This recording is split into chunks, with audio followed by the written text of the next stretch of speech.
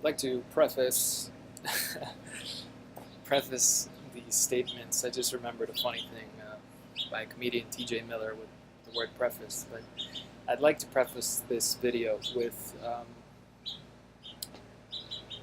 the following: that there are many good people on earth. There are many good Christians on earth because there's many good people on earth, right? A good person is not bound by any one religion or one place or whatever. There's good people all over the world from different backgrounds, different religions, different parents, different lives, everything, and they're good people by the actions that they do. Okay? And so there are many good Christians, but Christianity, the teachings of Christianity, are evil, are the most horrible teachings, depressing teachings, damaging teachings, lies, outright lies, and incorrect false information that exists. The most harmful teachings that exist on the planet. One of the most harmful teachings, because they destroy God's name. And this is what Christianity has to do with radical Islam, is that they both destroy God's name, and in different ways maybe, but the one thing that they have in common, or the similarity between them, I could show how Christianity has nothing to do with Judaism and everything to do with radical Islam, is because the entire religion is based on fear. It is based on fear. Force. That's what radical Islam. You don't follow what I believe, I am going to kill you. Chas v'shalom. God forbid. And I word on this: if you think the only way to convert someone or to get someone to believe in God or to know God is by threatening to kill them, I'm pretty sure you have the wrong fucking religion. Okay?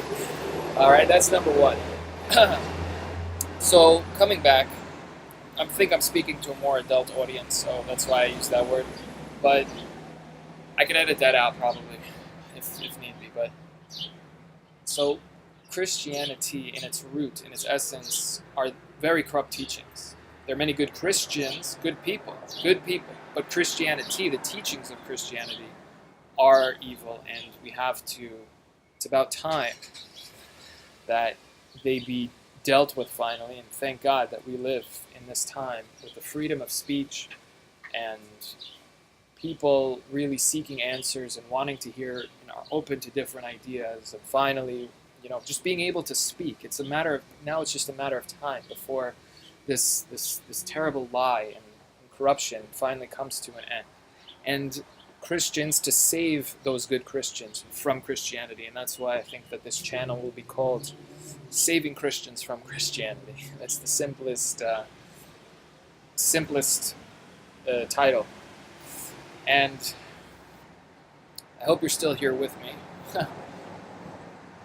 Because now let's explain and go through the steps. I only have 18% on the battery on the computer, so this will time this speech. I'm already at 3 minutes. Okay. Imagine the time before. Imagine just the people who have their own books, their own traditions. Imagine a foreign people come to these people, and they say, convert forcibly. They say, convert your book for us. Convert this book for us. Translate it into our language. Forcibly. And so they have to do it, otherwise they'll be killed. They translate it into their language that they read. They read it, and they say, I don't like what you have going here. You know what, as a matter of fact, I'm going to change a few things.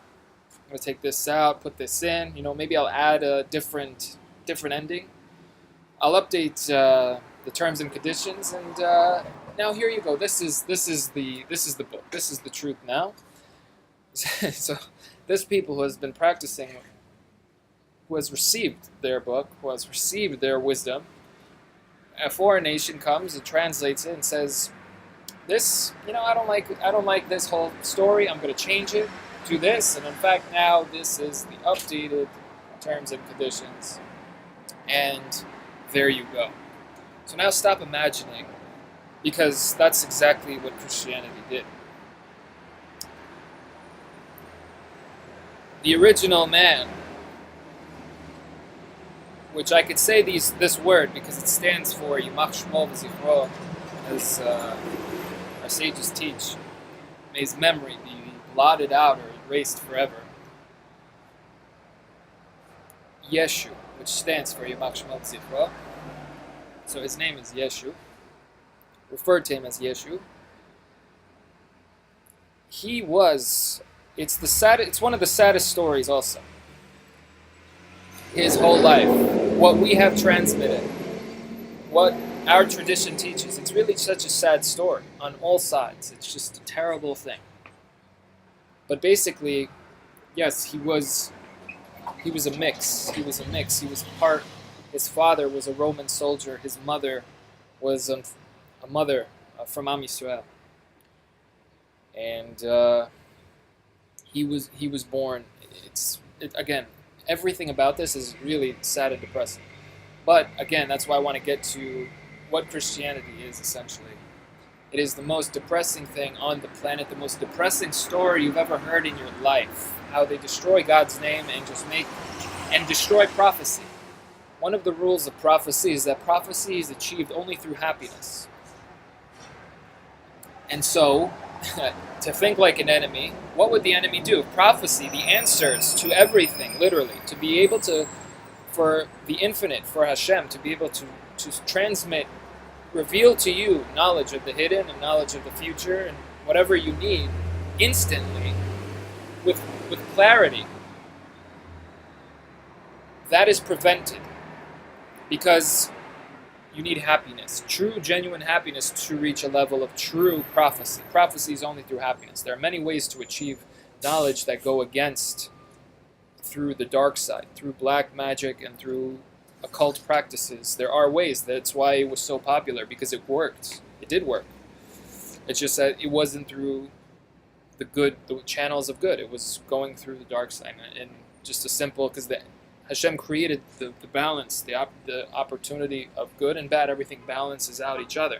So if there's prophecy, then there's going to be a balance between all of these dark occult practices and whatever. But, so if prophecy is achieved through happiness, the enemy is going to try to depress you any single way they can. Now, there is no greater depressing story than Christianity. God, according to Christianity, God is a pissed off grandpa up in the sky who just damns all these innocent people to hell. Innocent people just go to hell. His creations, right? Innocent people go to hell. Oh. Right? They say innocent people go to hell.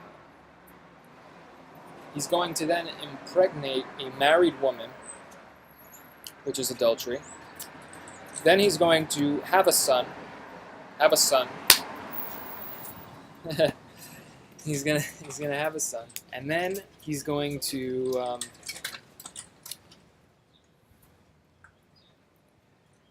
tell Abraham. He's going to tell Abraham. He specifically did that for Abraham because Abraham was the king of the world. Everyone knew who Abraham was. The word gets out about the king. Specifically to Abraham now, to teach the world a lesson. He said, go and take your son up to the mountain and raise him up in Olah. It means in elevation. It really doesn't even mean whatever. But obviously the simple meaning is to go sacrifice your son. What does Hashem say in front of the world, basically? Imagine Abraham. Everybody knows who Abraham is. Where Abraham moves, his whole camp, his army, all of the people of his household and the thousands of people that he converted, they all know Abraham. They all know what Abraham is doing. They all see Abraham. So he said to him at the end, right? He said he was about to lift and actually do it, right? And this is normal practice for the world at that time. It was psychotic. So what does Hashem do? Don't slaughter your son. This is an abomination. This is disgusting. This is horrible. You don't slaughter your son. So Hashem is going to tell Abraham, don't slaughter your son. And then he's going to proceed to slaughter his son for the sake of humanity. What? This is the depressing, corrupt story of Christianity. This big lie. This depressing, the most disgusting, depressing teachings. First, Christians. That's why the word, I think that this is really it. Hello has the word hell in it. Hello. This is how you greet people? Because that's how Christians greet people. Hello, meaning first you're going to hell. So this is their tactic. First is to scare, it's a fear tactic. First, we're going to intimidate you. Look, man, you're going to hell. But, and then they offer their messed up solution. Then they could describe hell and all these horrible things. Any normal, sane person would be like, holy crap, I want anything besides whatever you just described. I don't want to do any of that. I don't want to die and go to all this, whatever they're describing. So any sane person will say, God forbid, I'd do anything to not do that. And what do? I have a solution. All you have to do, and it's so easy, all you have to do is believe this story. That this is this story, this disgusting, horrible story that destroys God's name. So yeah, in the end, God is the biggest hypocritical monster. A father that would slaughter his son? What? It's the most disturbing story ever uttered. And it's not true. It's a lie. Obviously, it's a lie.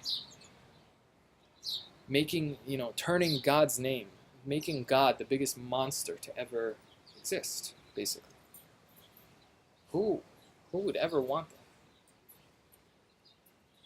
And the imagery that is placed in what they teach little kids, going into a church and seeing a corpse nailed to a cross, staring at torture, staring at blood, the whole thing, the whole ceremony is all with blood and sin. They're obsessed with sin and blood and hell and poor chas v'shalom. This is horrible.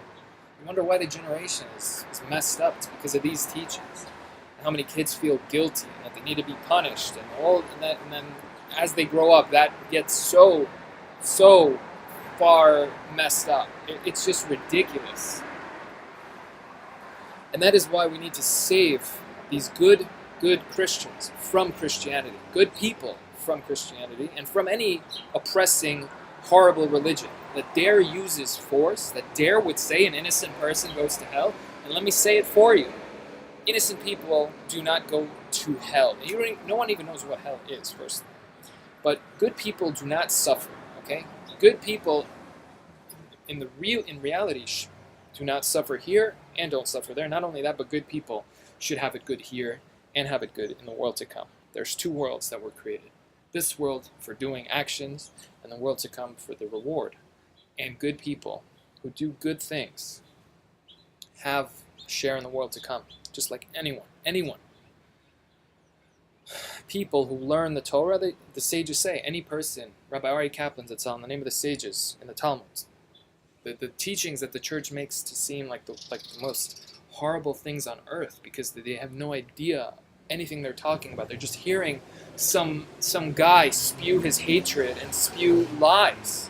And that's what they hear all day. And now when you say that, it's like the worst thing you can ever say. Chas v'shalom. They don't even know what Talmud is. Talmud literally means learning. Talmud, when you say go learn, is lech tilmad. Tilmad is go and learn. And the Talmud is the process of learning. Limud, Talmud, I guess, would be the active process of learning. Limud is a teaching, but Talmud is the active learning. That's all it means, to learn what God said, to learn how to understand anything that you're reading in the Torah. Because the Torah is like a sealed book. First of all, a real Torah doesn't even have any vowels on it. When you look at a real authentic Torah, there's no vowels. You don't even know where a verse ends, where the next one begins, where the chapter headings are. You have none of this. All of that, the process of learning, the Talmud, that is what it is. Talmud is the active process of learning. It's the recorded teachings of God written as a conversation, recorded by different sages, because different sages have different personalities, and they give so much, they give weights, they give extra weights to the teachings. For example, it's very important to pay attention to the name of the sage that's being quoted when a certain teaching is being given over, because he has to do with that exact teaching. By the greatest example, by the alphabet, Reish Lakish, by the letters Reish and Kuf. Reish Lakish is teaching the whole thing, because who was Reish Lakish? He himself, he was a robber, he was a thief, before he completely changed his life. And that's why when you saw Reish Lakish speaking to someone in the market, you know that you can do business with this person, sign $1 million deals with the person that he just spoke to, because Reish Lakish, when he flipped and converted, he doesn't waste a second. He only speaks with straight people that are good, who do what is right in the eyes of God. And so when you see Reish Lakish talking to someone, you know that they're a person of honesty and integrity and goodness. Okay, so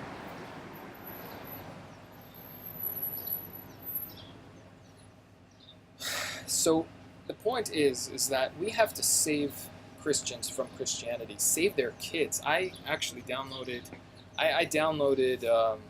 an application, right? It's called Stacks, and basically simple thing, but they have advertisements after you play a level. And one of those was like a children's Bible, colorful, with a cartoon character, the whole story. And I followed through to their website. It's a Christian thing. And, firstly, the story, they have a famous story, again, of showing these little kids this horrible torture. The whole story, like we just said, that God would kill his own son to save humanity. What is that? Okay, that's one thing, but the more important thing was that they have a teachings based on the ABCs, to teach your kid the ABCs. The letter A, I have this all screen recorded, and I have downloaded the sources of that whole website. A, all people are sinners. That's how you teach your kid the letter A. All people are what? What they teach their kids from day one. That's why it's so hard to pull away for someone who is Christian from this thing, because this is all they've been taught. That they're going to hell, and he saves you from it, and that's why everyone loves him, because he saves everyone from this most horrible place that God would just put you in. And this is turning God, again, into the biggest monster, utterly destroying God's name, a mockery of everything good and holy. And we have to save good people from this corrupt religion. I'm just getting started. This is a quick intro.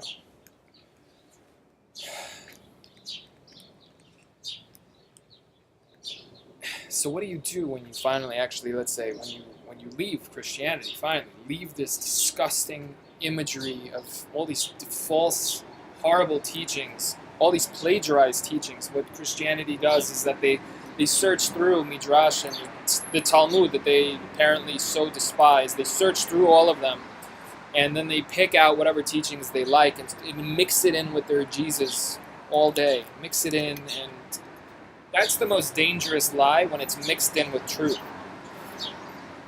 As the sages say, open. So you need to know what the truth is, and then the falsehood just falls away. Or speak the truth and the falsehood just vanishes, okay? So Hashem is good. God is good. And a God, it's not good to kill your son. Big revelation. It's not good to kill a human being, let alone your son. Okay? So this is turning God into a monster. To damn innocent people to hell? Is that just? Is that justice? No, it's not. That's horrible. Again, it's all based on fear. How are we going to enforce this horrible teaching? I'll kill you if you don't believe. Oh, of course I believe. I love it. So that's how they force people. That's how they force good people, and these good people are taught this from day one.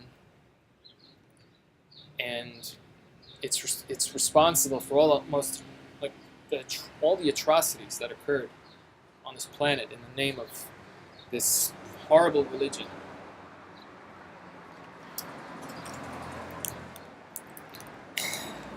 And so good people finally, we have to put an end to them, to pull good people back out of the church, back out of these horrible places. You don't want to go into a place in the morning and just stare at some dead body on a nailed to a cross. It's ridiculous. And to worship a man and worship this corpse, worship blood and worship all these things. Clearly, the Messiah has not come. Anyone who just takes one glance at the world, if there, again, is there war in the world? Yes. Is there a third temple? No. The final temple. Is there? No, it's not. Is there sickness? Yes. Is there death? Yes. Clearly, the Messiah is not here. That's why they explain a second coming. So that second coming already just proved that obviously Mashiach is not here. I mean, they say he came and he's going to come back. This is ridiculous. Yeah, you deal away, like, all the sages say, yeah, great, you've dealt away with it, but clearly the Messiah is not here. And he's going to come back or whatever, It's ridiculous. Okay, so what do you do when you finally leave Christianity for the good Christians, for the good people? Again, finally leaving that Christianity, finally leaving these horrible teachings, making God out to be a monster, whatever, damn innocent people to hell and slaughter his own son, have sex with a married woman and slaughter his own son, telling people don't do any of that. What the hell? Okay, so the thing is that after we keep the 7 basic laws for all of humanity, the seven basic rules for all humanity keeps. All the people on earth follow these 7 rules, and that is just and many people already keep them. They have no idea that they're even doing good things. They're already doing it right. It says don't kill, right? You have to set up just courts. You can't torture animals. You can't steal. There are these 7 rules that are just basically the basic things that are even built in. The reason they had to be stated is because in case there ever came a time where people actually became so corrupted that they don't even know these things that are supposed to be natural and make sense, that they're written down in case that ever happened, so that you would know that this is the rule. Now, obviously, you have to. It's not just because it's written in my book. What? Harry Potter is real. It's written in my book. To quote another comedian, or whatever. Spider-Man's real because it says so in this book. The document has to be verifiable. That's true. In English, right, it says so in this book, and it says so in that book. In English, right, there's no difference. The Bible in English and the Spider-Man comic, they each say this, and this is what it says. It says so in my book. But the document obviously has to be verifiable that this is not the word of man, but the word of God. And so that all begins when we actually look at a real Sefer Torah that is copied letter by letter from a previously existing kosher Sefer Torah, which that one was copied from a previously existing, and that one, and that one, and that one, until it was copied from one of the 12 Sefer Torahs that Moshe wrote for each tribe. Each tribe, all the men would go. I guess maybe, I'm trying to see if they had any other things, but they would get a chance to sit next to the Torah and write out, copy letter by letter, to write their own Sefer Torah. So if people took shifts, or how it went down, because the only way a Torah is allowed to be written if it's copied from a previously existing kosher Torah. And so I know that Moshe wrote the Torah, 12 Torahs for the 12 tribes. He was the scribe of all scribes. Moshe scribed the Torah for the 12 tribes, and from that copied every Torah that exists letter by letter. If one letter is missing, the entire thing is invalid. If one letter is extra, the entire thing is invalid. If it's not on the certain parchment, on a kosher animal, the whole thing is invalid. if it's not sewn together with kosher, again, with what's appropriate, the whole thing is invalid. If the song structure is not in the correct position, the whole thing is invalid. All of these rules ensure that this is, and that's why when we point at the Torah and say this is the very Torah that Moshe gave at Har Sinai, that brought down, that Moshe probably copied himself from the original Torah that the sages say is, as described, black fire on white fire. The white background is like white fire, and the black letters is like black fire on white fire. The original Torah that predates creation. The blueprint of the world, basically. It says that Hashem looked into the Torah and created the world. The Torah is basically like a blueprint. The Torah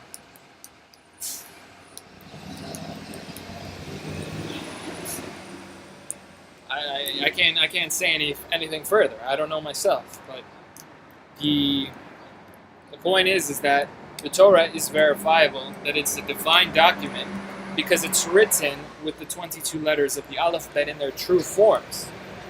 Only on a real Torah would you see the alphabet in their true forms, and the alphabet are 22 the most gorgeous minimalist pictures that depict everything in reality, and they're just simply truths, facts of life.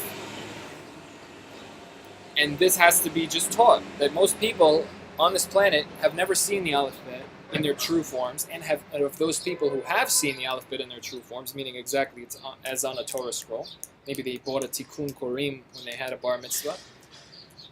So of those people, how many of them ever got to learn what each of the letters depicts? And so here you have millions, billions of people who have no idea that there's something divine that exists on this planet.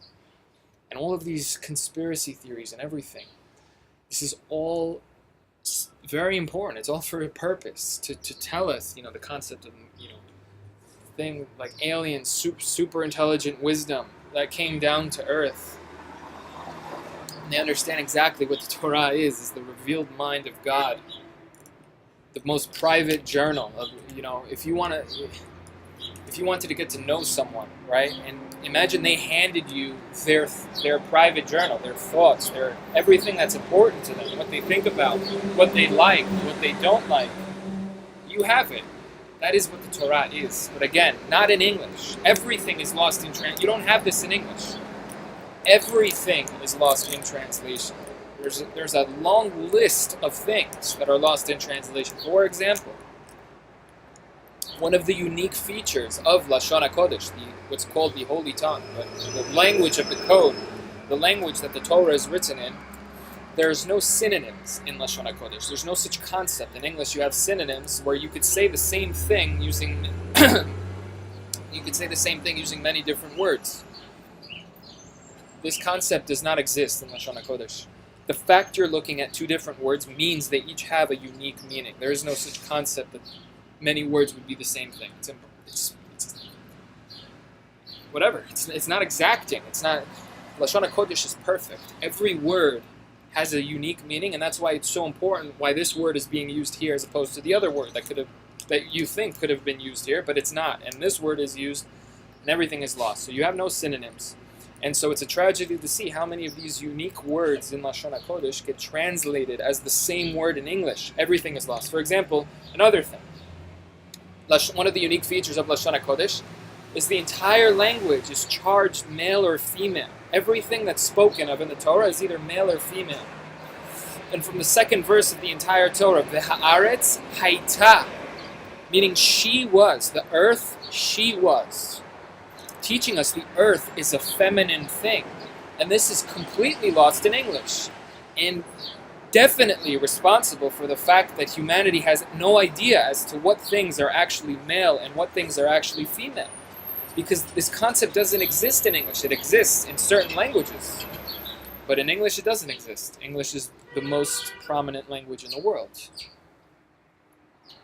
One of the biggest.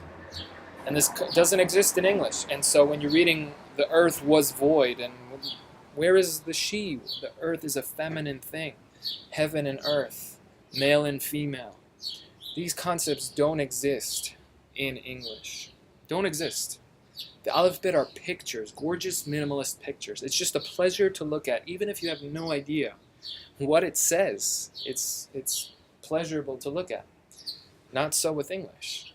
Yes, you have many different fonts, but these are meaningless scribbles, although we already saw in a previous video how the source of the English alphabet is a secondary ancient script of Am Yisrael that was used for any instance other than the Torah, because the letters only appear, you're only allowed to write a Torah with those letters. The Torah only appears in those letters, and so they're very, let's say the word holy for right now. These words, you can't use those letters, those shapes of those letters for writing anything else except Torah.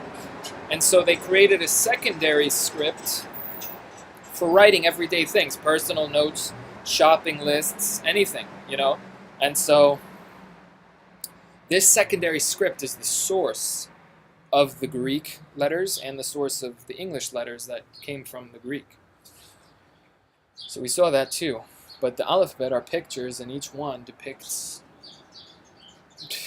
they depict together, they depict every single thing in reality. Every concept, every idea, every thing, physical thing in reality. And they have to be seen. You have to see them with your own eyes. You can't, I'm saying them right now, right? And I'm not, you can't see them. But Yisrael Hashem, in a secondary video, you'll be able to see them up close. And so, with that, this is a little intro to the channel. I hope to make, more videos. Obviously, not me just standing here swaying back and forth and whatever, but helps with standing for a long period of time. Okay, so saving Christians from Christianity, coming back to living a good, healthy, normal life for you and your family, becoming happy once again, removing all of these horrible teachings and stopping the desecration of God's name, making God out to be this disgusting monster, Chas v'Shalom, that would damn innocent people to hell and impregnate married women and slaughter his own son. Chas v'Shalom. Ridiculous to even say these things out loud. Okay, and so the good Christians, good people, will return to living a happy life, keeping the 7 laws, and you and your family are guaranteed to live good here and to have a share in the world to come, and that is it. That is it.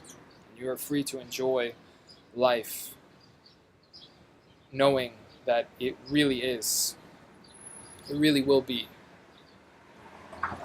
all good. Peace.